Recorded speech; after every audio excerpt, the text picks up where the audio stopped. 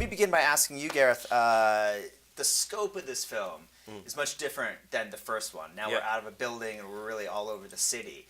What was sort of the idea behind doing that, and can you talk about how that sort of changed making this film?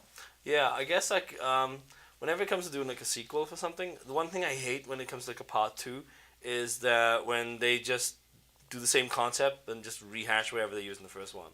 And for me, it was always the thing of like, I didn't want to do a sequel unless we were doing something new with it, unless we were exploring new territory. So like the universe is the same, but now it's time to kind of go beyond that building and see what's behind every other street, and then eventually the whole city. And so it was important for us to be able to expand on those themes, and then go off in different directions people maybe don't expect us to go in. Yeah, it was like Die Hard. You didn't want to put him in a plane next, and then yeah. I have a soft spot for Die Hard too. To be honest. So do I. Who doesn't love Die Hard? But like Die Hard 3 was the interesting one for me, like as a sequel from it, because that's the thing that took it around in the city places, of New York. Yeah, exactly. Let me ask you about returning to this character and now playing this character in a different kind of setting. Ya. Bagaimana untuk memainkan kembali peran ini tapi dalam setting yang berbeda? Iya, untuk saya untuk lebih banyak belajar untuk mendalami karakter yang peran saya untuk berkarakter sebagai Rama.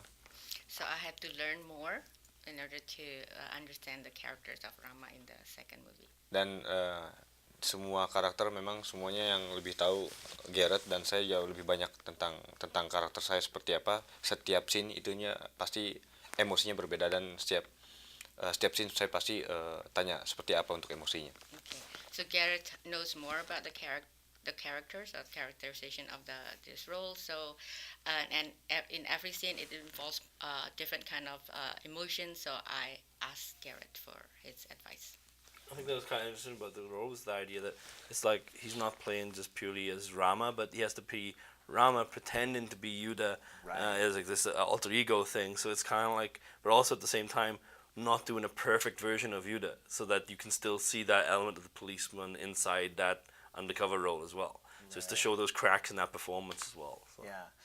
Obviously, the thing that's really stunning about the movie is the action sequences, and the two in particular is the car sequence and then the final showdown. Can you talk about sort of staging those scenes? Yeah, I mean, like the car chase was a huge undertaking for us because we've never done that before.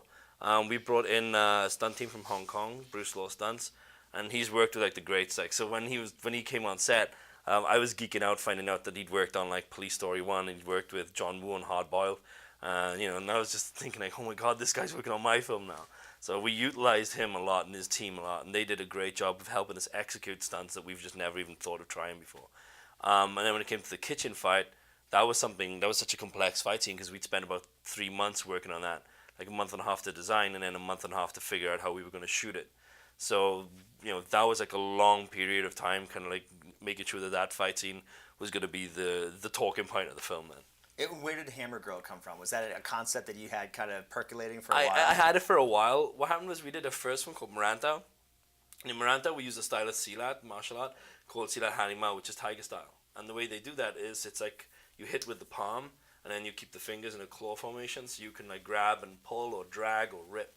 And so I wanted to do something where we could have a character use that style of silat again, but in a weapons form. And the weapon that best suits that kind of hit and then claw was a claw hammer. So yeah, she became Hammer Girl. That's awesome. Well, I loved it. I'm hoping for Raid 3. We're working on ideas for it, so that's going to come up at some point. Oh, good. I look forward to that. Thank you so much. Great talking to you. Great talking to you. Man. Yeah. Thanks so much.